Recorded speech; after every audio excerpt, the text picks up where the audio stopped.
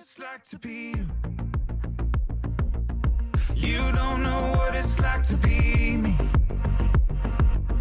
What if we're all the same in different kinds of ways? Can you relate?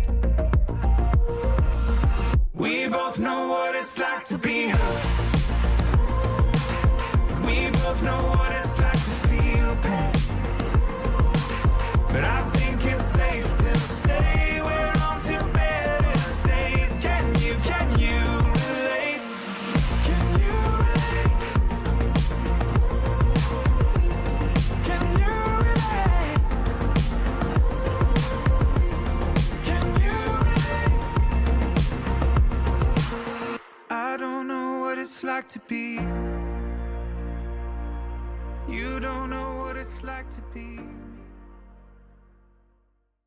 I'm going to bring a message today that's all about how can we relate to others. Not in the church, but those outside the church. Before we get there, I want to ask you a question. Dublin, I want to ask you, Navan and Dundalk. Here's the question. What would you like to be known for?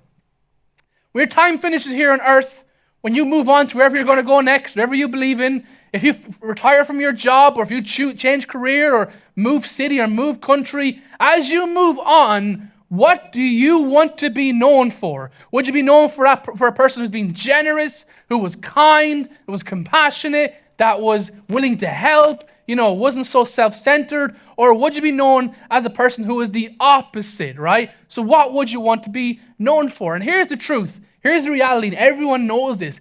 People are often remembered by what they were known for. For example, consider this picture here. Diego Maradona, perhaps, debatable, the greatest soccer player to ever live. It depends on where you're from. If you're Brazilian, you don't believe it. You don't believe it. Okay? Pelé said it all depends where you're from, But Diego Maradona is famous or infamous for a very famous moment that happened in the World Cup between Argentina and England, and it was a very heated match because of the whole Falkland Wars. The soccer match was quite heated. But Diego Maradona basically scored a goal by handballing it over the goalie into the net, and they titled it The Hand of God. But Diego Maradona is known, and he's passed away, was known for that moment and for being a soccer player, okay? Consider Robin Williams.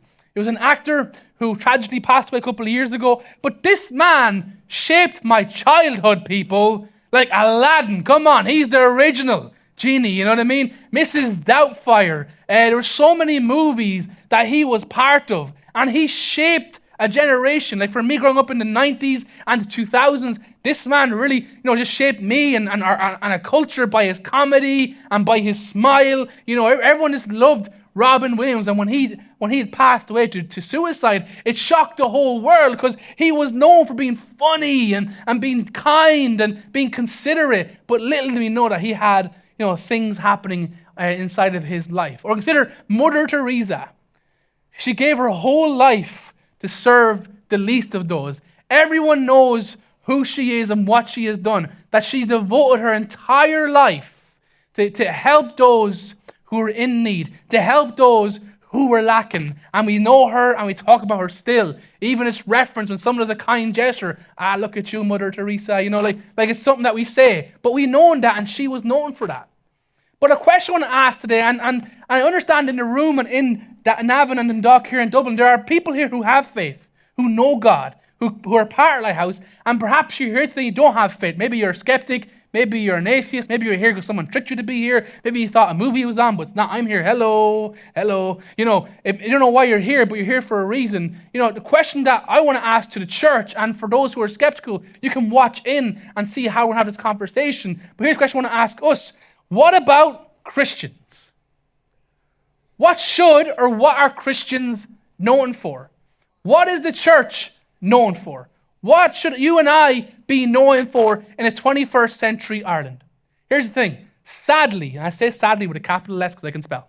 Sadly, many skeptics state their case for unbelief. Maybe you're here today. This is you. You state your case for unbelief due to what church and Christians are known for. Perhaps in this situation, you hear and you have some preconceptions of what Christians are like and what the church is like, okay? Perhaps you have conjured up in your mind what you think is true. And the reality is, church, for those who are Christians, this is why people think we are unrelatable. Because in their mind, they have this idea of who you are and what church is like. And that's very valid, because based on how they were raised, if you're raised in a certain faith, certain church, a certain culture, context, but what you've seen, how you've seen the church treat other people. Listen, we can't control that, and often it's sad, and I apologize, on behalf of this church, but that has happened, and I can't take away that happened. But the reality is, people are in this place, in this room, or in our society who believe church and Christians are a certain way because of what has happened before. Actually, a lot of people who are skeptical or who don't believe think Christians are like this. They have our head in the clouds. That we surf around the clouds all day. Look at Sam there, just surfing around the clouds. Going on Super Value and going to get his haircut and going to Costa Coffee. Look at Sam's family. All his kids are perfect. All the girls wear nice dresses, got their hair done. Wife's always looking great. Sam looks like a mess, but it's okay. But reality is, step 1 minute into my household, it is chaos. It is crazy. But a lot of people feel like they cannot relate to Christians or the church because we have our head in the clouds and we're out of touch. We're not in reality. Or perhaps they think we're holy haters. Like that. Holy haters. That for some reason they assume this church is that kind of church where we would stand with pickets and fences and tell you how you're wrong and how you should be ashamed and how God hates you, so we hate you. And for people in the room who are skeptical, go, that's why I don't go to church. That's why I think God does not love me. Because if they're angry, their God must be angry, right? Or perhaps Ned Flanders. The Simpsons. Oh, maybe some of these Christians are high diddly Christians. Howdy, neighbor. In the Simpsons TV show, there's a great tension between Homer Simpson and the Simpsons family, which was chaotic. And right next door, there was the Flanders, who were always perfect and always went to church, and the garden was always well kept, and the kids were well mannered, and the wife did all the chores, and Homer Simpson and Marge would always feel like, guilty because it couldn't be like the family next door. And the reality is, that's not true. That's not real. Reality is Ned Flanders is not a real caricature of what a real Christian looks like in our context today. But perhaps people think I cannot relate to Christians because they're all like Ned Flanders. They all have nice clothes and have mustaches and glasses and hair. You know what I mean, right? But the bottom line is this. Here's the bottom line. Christians are often known for not being loving, kind, and relatable. Now, I don't say everyone thinks that, but the majority of, especially in our context in Ireland, Christians and the church, the people in the church, are often known for not being loving, not being kind, and not being relatable. This is really ironic and really sad. For me as a pastor, for me as a Christian, I didn't grow up in a Christian household. I didn't inherit this faith. I wasn't indoctrinated by this faith. I had a radical encounter with a God that's real, and He's changed my life.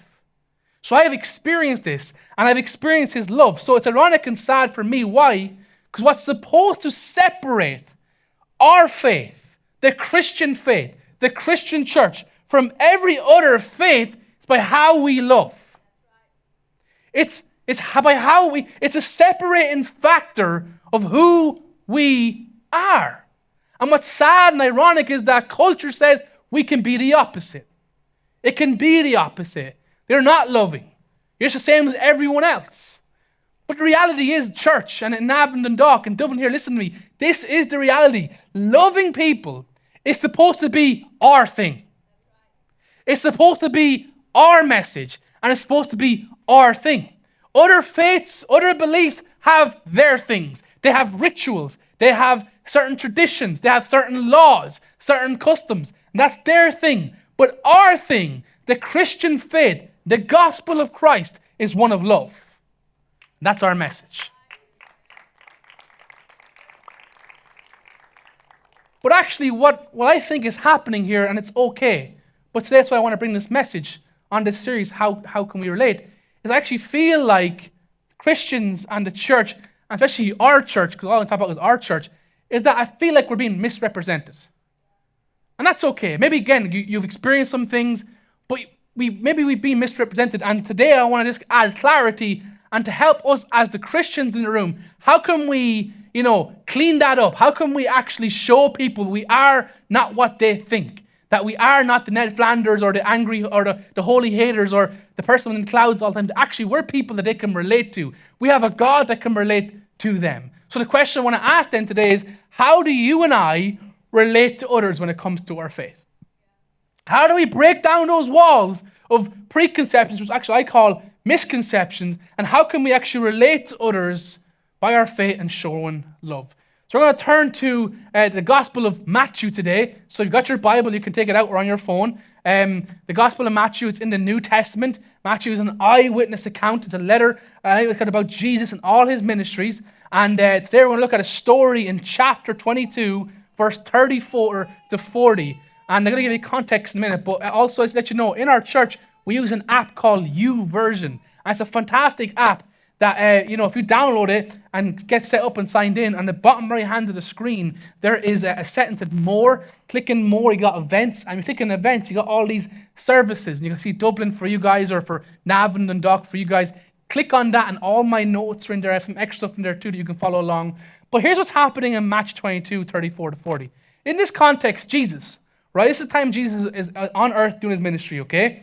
And in this time, up until this chapter, Jesus is being tested by religious leaders, by men who thought that they were more powerful, more smarter, and more pious than anyone. And they had a mission. They had a message. They were known for doing these things. That because they were intellectual, because they knew everything, they were above society. So these religious leaders were questioning Jesus, okay? They weren't satisfied. They didn't believe that Jesus was who he says he was, so they wanted to trick him out. They thought he was a false prophet, right? So for example, at that time when this letter was written, Rome had ruled Israel. And so what that meant was people had to pay taxes to Caesar. So one of the questions we got asked is, who should we pay our taxes? Should we pay it to Caesar? And Jesus answers, whose face is on the coin? Well, Caesar. Render to Caesar what is Caesar's, and render to God what is God's.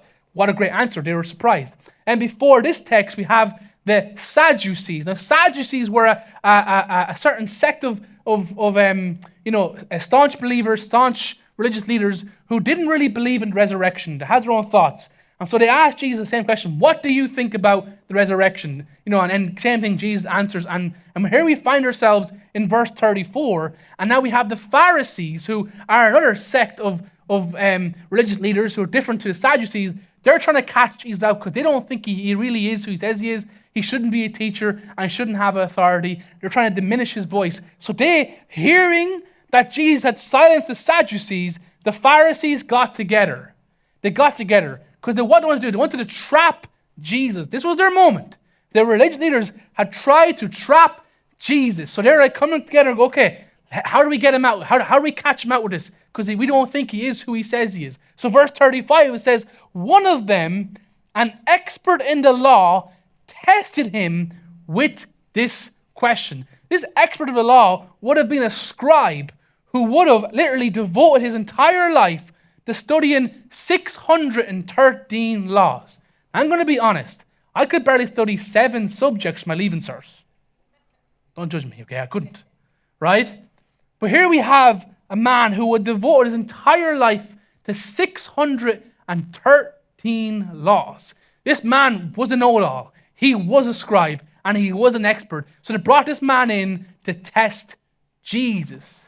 And the question they asked him that would test him is this. Verse 36, teacher, which is the greatest commandment in the law? Again, this is in a Jewish context. So these men were Jewish religious leaders. They were referring to the Jewish laws of 613. Now, can you imagine the scene? If this was like a modern day era, they'd have their social media out, their Instagram would be on, their TikTok, it's live. We're like, okay, guys, we're going to catch this guy Jesus out. So here comes the scribe. The scribe's going to vibe. He's going to catch teacher out. Let's go. And they're all like waiting. They're all trying to publicly, humiliate this man called Jesus and disqualify everything he's done by thinking this question will really trick him. Because reality is, this question, if Jesus gets it wrong, it's dangerous territory. It's very dangerous. Why? Because Jesus could lose his teaching authority and influence if he gets it wrong. If he gets it wrong. So the scribe asks him, teacher, in your opinion, what is the most superior commandment? What is the greatest commandment? They're waiting. They're waiting for Jesus to fall. They're waiting for him to slip. And Jesus, being God, being the very one that created the laws, says this in verse 37. Love the Lord your God with all your heart and with all your soul and with all your mind. This is the first and greatest commandment. I can imagine the crowd were like stunned. Jesus has answered this question perfectly. Why? Because he has defined the entire law into its core principles, meaning they were stunned and it was a mic drop moment. These guys thought that caught him out, but Jesus ends up summarizing the entire 613 laws with 2 commandments. Second commandment is this. The second one is love your neighbor as yourself. And this wouldn't have been alien to the believers at the time, the Jewish believers, because this would have been part of the Old Testament faith, to love your neighbors. But to love your neighbor is to literally love the person beside you at the time. And listen, it's easy to love people who are like you, especially all these religious leaders and Pharisees and Sadducees. They lived in nice houses and nice places. They would have had neighbors that were like them, looked like them, talked like them. So it was easy to relate to people that looked like them. But Jesus is saying, actually, you love everyone. Everyone. And that's not a feeling, it's an action. It's an action to consider others and their needs. And verse 40, all the law and all the prophets hang on these 2 commandments. So Jesus stuns these leaders, these religious leaders. They walk away. The mic is dropped. They couldn't trick him. And little did the scribe know, like I said, he was an expert of the law, but he was talking to the one who created the laws, God. Of course, he knows how he's going to answer.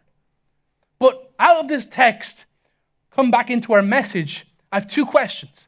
And the first question is this, regarding what Jesus said, who is my neighbor? Who is my neighbor? Well, the reality is your neighbor is someone who has this, a beating heart. Oh, that's great, thank you. Y'all are too kind with your claps. Just a picture, guys, calm down. A beating heart. Your neighbor is someone who has a beating heart, has blood flowing through the body. Doesn't matter the color of their skin. No matter what they believe or don't they believe in. No matter where they go, where they don't go, what to do, what don't do. God has called us to love him with everything and love others with everything. So our neighbor is someone who has a beating heart. Your neighbor is your enemy. Hello. Your neighbor is the person that hurt you, that betrayed you. Your neighbor is that annoying neighbor, or that annoying colleague, or that annoying friend. That's your neighbor. Jesus is saying you are to love everyone. And what's so cool here is the Merriam-Webster dictionary actually quotes from the Bible on its definition for neighbor. It says, our fellow man or a fellow woman. And basically what it's saying is a neighbor is actually not a geographical neighbor. It isn't someone who just lives beside your house. Actually, it's all people. It's all people. So to answer the first question, who is our neighbor? It's everyone. It's everyone. We don't pick and choose who our neighbors are, people. You watch Jesus in his ministry. He went to all people. He went to the prostitutes. He went to the sick. He went to those who were taking advantage of poor people. He went to everyone. Why? Because everyone is important to God. Everyone's important to Jesus. So if that's the case, they must be important to us in the church. But sadly, the church has been known for picking and choosing people who are their neighbors. That's not true. Our neighbors are everyone, are all people. And we're called to love all people. So the second question I asked then from this text is this. How then can I relate to my neighbors? How then can I relate to all these people around me? How then can I relate to those who are skeptical, who are unsure, who have these preconceptions, misconceptions, and are misrepresenting us in who we are and what should we be doing? I'll give you 3 points. This is going to be very practical today, okay? These 3 points. For the next 20 minutes, I'm going to break down 3 ways and simply and practically in how we can become more relatable to those who don't know Jesus in our lives. Number 1, be inviting. Be inviting. I don't mean just be inviting to church. That's important. That's really important. But when you are inviting, what does that mean? That you're open. You're aware. Your head is up. Your eyes are open. When you're inviting someone somewhere, you're looking them in the eye and say, hey, come with me to my house for dinner, or come to the cinema, or come to church, okay? We all know what it means to be inviting.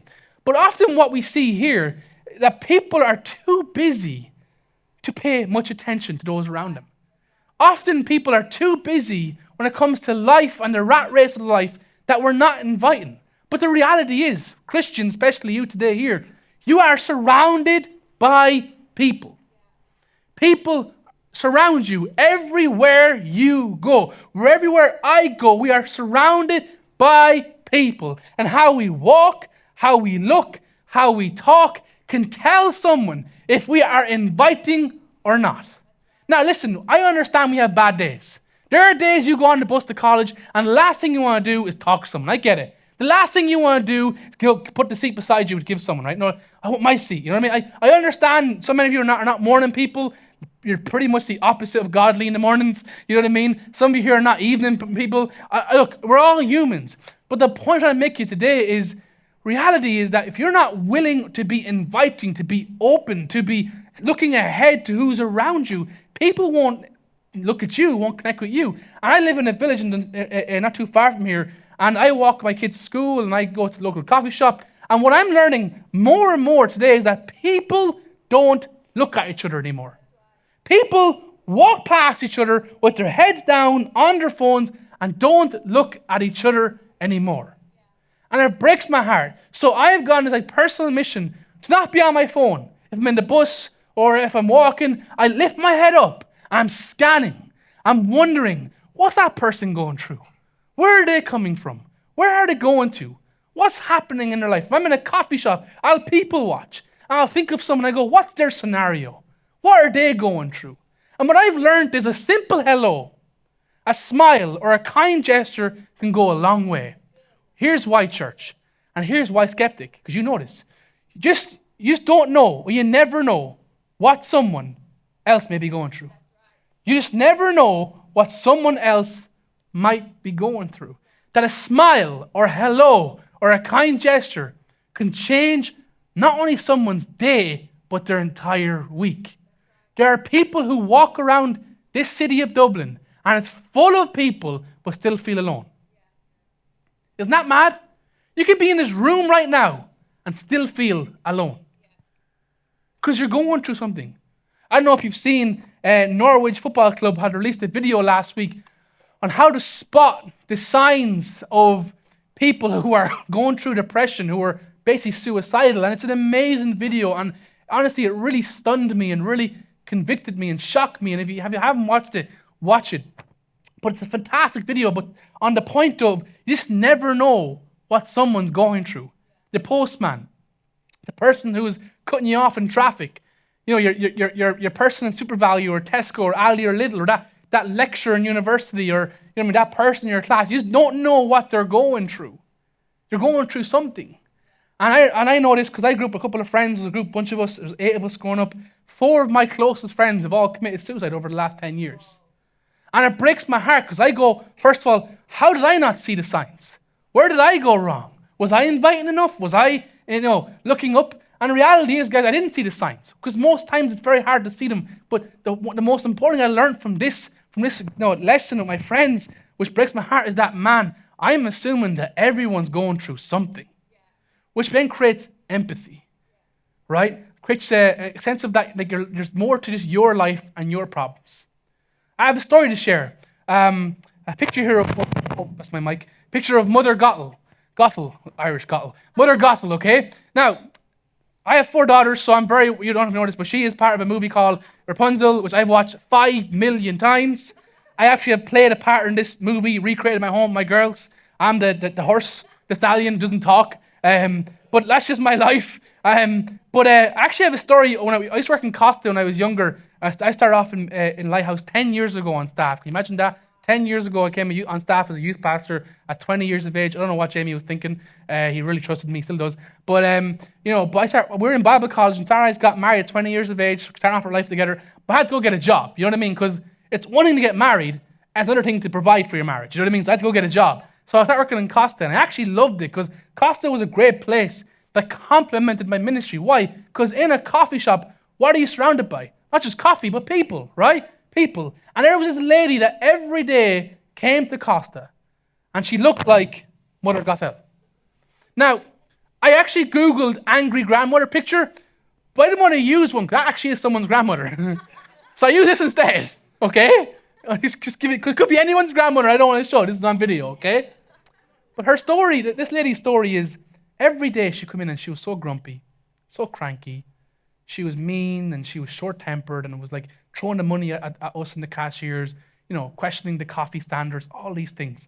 And I made it my personal mission to soften this woman. I want my love to outweigh her hatred. Do you know what I mean? I want to show her that I care, So basically, for months, this is months, she'd come every day at the same time and the same kind of spirit, crouched shoulders, looking like her, and after a while, I was able to kind of cop on to what her order was. So what coffee did she like and what cake? So I would say, like, if I'm in a till, like, hey, look, take a seat. I'll meet you. She's like, no. I said, no, take a seat. I'll bring over your order, and once, twice I may give her a free one because I could at the time.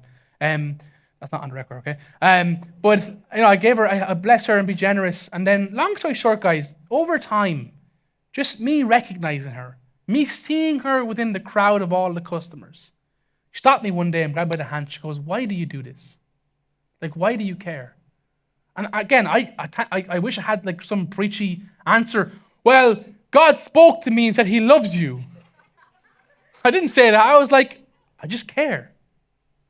And she started crying. Then as talking to her, I learned her story in that just previously she lost 2 of her sons to a tragic accident in Australia. And her husband passed away a couple of years ago to a major heart attack. She had nobody. And she was angry with God, with herself, with her husband, with her sons, because they shouldn't have been doing in Australia. She had all these mixed emotions. I was able to tell her about my faith and my story and my upbringing and how I share in her anger and her pain. And straight away we could relate. Why? Because I cared for her. Because I was inviting. And I wonder right now, who in your life can you be, available to and be inviting to, okay? That's the first point. Number 2, be intentional. Be intentional. Think how you can become more relatable to your neighbors. This is highly pragmatic. Listen, evangelism is a lot more practical than you think. People think evangelism is standing on a box in the middle of a high street in the city saying, hear he, the time is nigh, turn or burn. Right? You think that's not really evangelism, that's some sort of evangelism, but actually evangelism is how you live. How you represent God in your walk and in your talk, in your work ethic, in your study. People see Christ in your actions every day. It's actually not more practical than you think. So the question I always ask when it comes to people who I want to connect with who don't know God, who are skeptical or don't want to come to church yet, I'll say, hey, what do we have in common? And perhaps it's an interest. Maybe it's sports. Maybe it's it's some kind of show or movie or what. Maybe it's where we're from or whatever. Maybe it's a hobby. Like I play golf. I play rugby, so I can connect people who play golf and rugby. Or maybe you have a hobby and you can connect people who have hobbies. Perhaps it's a work. Maybe if you're a nurse, they're a nurse. Or if you're a carpenter, he's a carpenter. Or whatever. You can relate to each other. Maybe you're a student, she's a student. You understand each other by being students and what that looks like. Or perhaps it's pain. Maybe you had a miscarriage. They had a miscarriage. Maybe you went through clinical depression. They're going through clinical depression. Maybe you lost a loved one. They lost a loved one. Maybe you're just, you're going through a lot of pain and so have they. And you'd be so surprised how people who have pain can relate to each other so much. So much. Or perhaps it's regrets. You have some regrets. You've made some bad choices and they've made some bad choices. And together you have that in common. And all of a sudden you actually can relate to people quicker than you think. Why? Because reality is we're all human. We all have interests, we all have hobbies, we have some sort of work or duty, we all know pain, and we all have regrets. Right? So we can relate to people more than we can think. And your message and your life, through all these, is woven in how people can see God in your life. But where you live and where you do life is not by accident.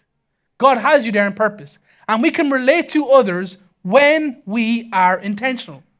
And reality is, church, this really was a challenge I had early on in my Christian faith. Because when I became a Christian, my friends would, just say, oh, Sam, you're trying to convert me. You're trying to convert me. You're too friendly. You just want to convert me. And I learned quickly, man, it's not enough just to be friendly. I got to be a friend. Like, I can't just come across like, hey, I'm friendly, but I got to be a friend. And this story really hit home to me because I told you, I didn't grow up in a Christian home. I grew up in a council estate in Carlow. It was a mad place, where we were from. I grew up in a very broken home. Many of you would know Jamie shared the stories with my dad and what we grew up with. I was the youngest of 4 boys, so, we're all part of that. And, growing up, I had a certain set of friends. And in a council estate, you grow up with friends, and that's your family. That's your unit. You're stuck together because of bad choices and trouble, which we all caused, and the guards hated us and we hated them. That was bottom line. So that's where we were from. But when I became a Christian, I got invited to a church like this. Actually, it was Lighthouse in Navan on Easter Sunday 2011. Jamie, my brother, had tricked me to come to church. He got me, right? But basically, come church and I'll buy you lunch. I'm in. Got me lunch. I'm in. But I really had no time for this God thing, for this Christian thing. I had no time for it. My life externally was great. I was playing rugby. I had a trajectory to play rugby. I had all the friends, had the women. All I needed is a typical young Irish lad in Ireland.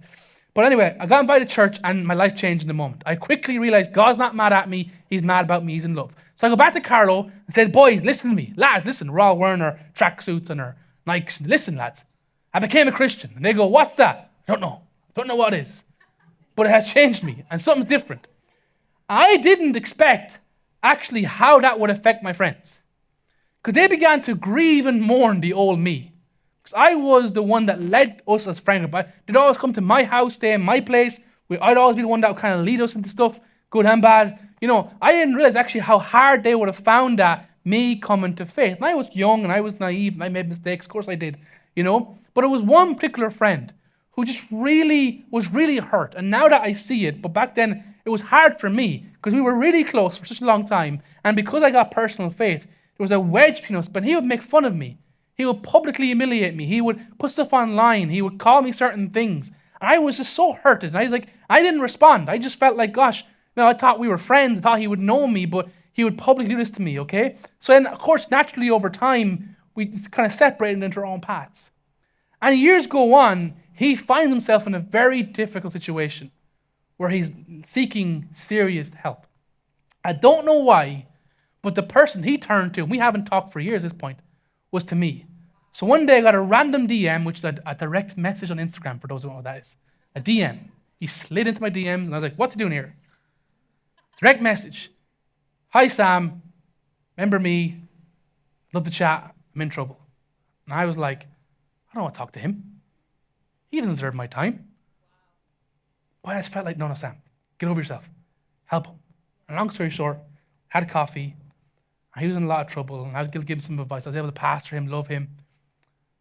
But I asked him, why did you reach out to me? And he goes, Sam, I remember how much you cared for me, even when I made fun of you. I remember that you stood your ground and you didn't react to me. And I still remember, years later, how you still cared for us and the lads. With all the funerals and all the mishaps and everything, you still showed up and you were still there. And I just blew my mind because I didn't do anything. I honestly, guys, I wasn't like I was, again, this perfect, pious person. I didn't want to talk to him. But because I was intentional, because I was understanding that these guys, I love them and I care about them, and they're going through some things. I'm just going to be a friend. Not friendly, but be a friend. And then that happens. And I wonder again, in your life, can you go the extra mile, not just be friendly, but become a friend? Can you actually be intentional with who you work with and who God has surrounded you with? And how can you actually be a blessing? How can you actually be a friend? Because the reality is they're going through some things and they need someone. Number 3, final point. Be invigorating. To invigorate is to energize someone. We all know what it looks like to have someone in our life who's very energetic. Come on. That person had 100 Prime cans or 100 Red Bull cans. They're on cloud 9. There's like 100 mile an hour.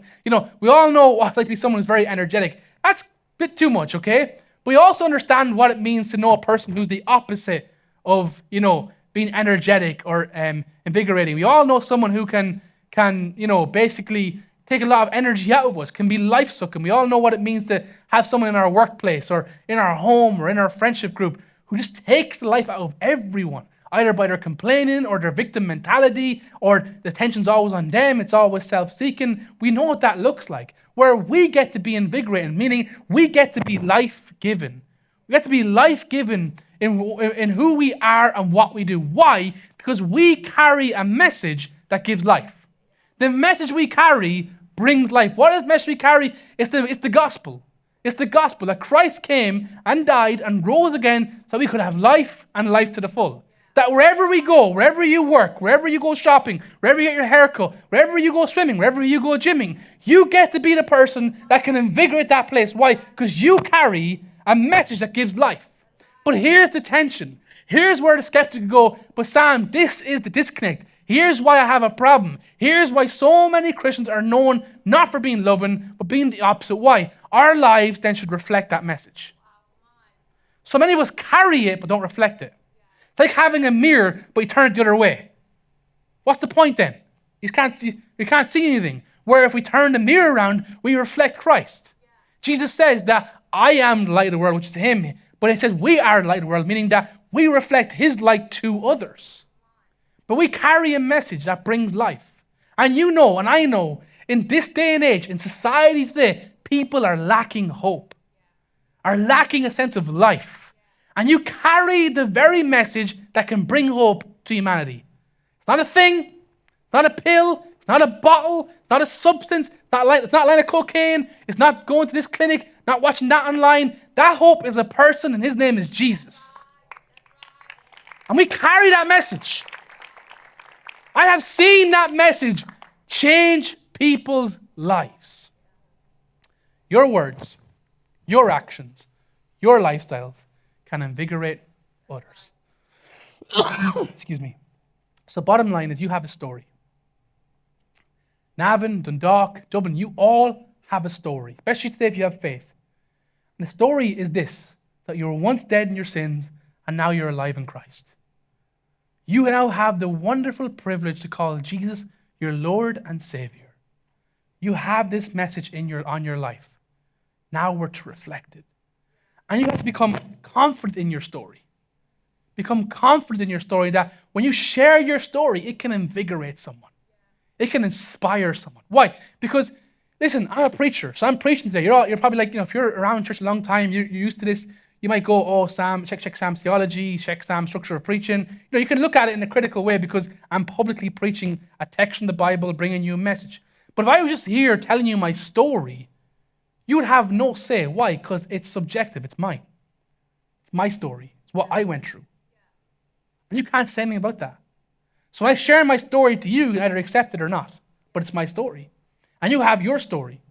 And your story is the message that you carry, which is that you can bring life. Why? Because life is in you. So please, if you're here and you're a Christ follower, do not hide your light. Jesus said, what good is it to have it under a lampshade? What good is to hide the light that you have? You get to penetrate the darkness of wherever you go by the message that you carry. You get to invigorate people's lives by not even by how you talk, but how you walk and how you live, how you love your spouse, how you love your kids, and how you love your friends and neighbors. So church, let's take control of what we can be known for. More than ever, we need to become more relatable. Now more than ever, what's going on right now with all the division, and all the confusion, and all the chaos, okay? When I say relatable, I do not mean, this is important for Christians, to become relatable does not mean you drop your standards and you drop your priorities and principles of a Christian faith. You live by your principles and you live by your standards, but you can still relate. That's what Christ did. Christ never dropped his standards, never dropped his beliefs to be relatable. He was able to be relatable because he loved. And more than ever, we have to share God's love and his light to all. Because where God has you and who he has surrounded you with, it's all part of his plan. Let's become more relatable to those who are around us by letting them know who we represent. That every day, wherever you go, wherever you say, wherever you do, you get to represent Christ and his message. And you'll be so surprised, people, if you were to apply these 3 points in being invitational, intentional, and invigorating, you'd be so surprised that could impact someone's life. I'm not saying you have to go and learn the whole Bible. I'm not saying you have to go to Bible college. I'm just asking you to get out of your own head and out of your own way and start looking to others and consider those around you.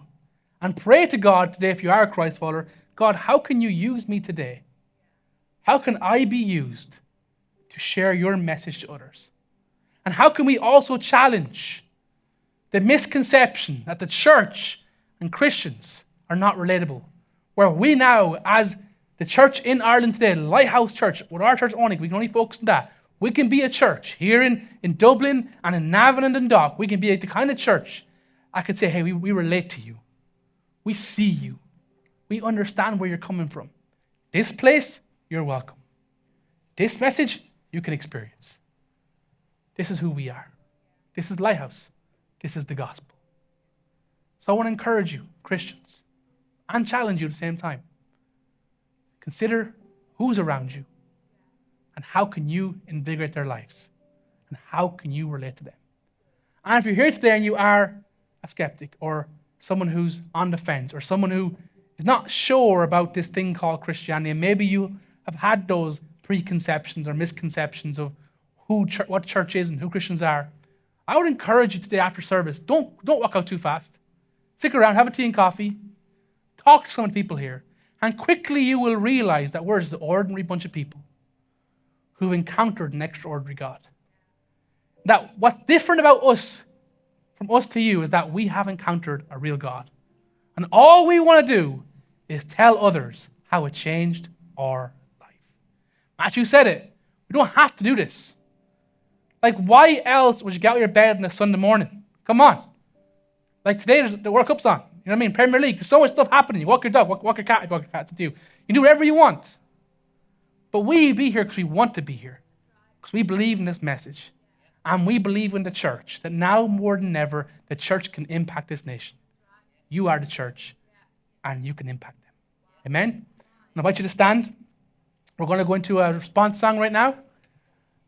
And as we sing this song, I want to really just, again, encourage you today to listen to these lyrics and most importantly, pray about this message and ask the question, where are you on the spectrum? First of all, if you're a Christian, where are you? Are you being invitational? Are you being inviting how you walk, how you talk? Are you being intentional where you are, where you work? And finally, are you being invigorating? Are you being life-giving or are you being life-sucking? Are you playing the part of changing the narrative of what the church is known for? Or are you just helping aid everything that everyone thinks is already true? And for the people in the room who don't know God, I pray in this moment, as you just close your eyes by yourself, no one's looking, it's a dark room, that you would consider God. Consider this message that I've told you, that God's not mad at you. God is not mad at you at all. Rather, he's madly in love with you. Much more than you think. And this is the right place, the right time to open your heart to him and say, God, I receive this love. Amen.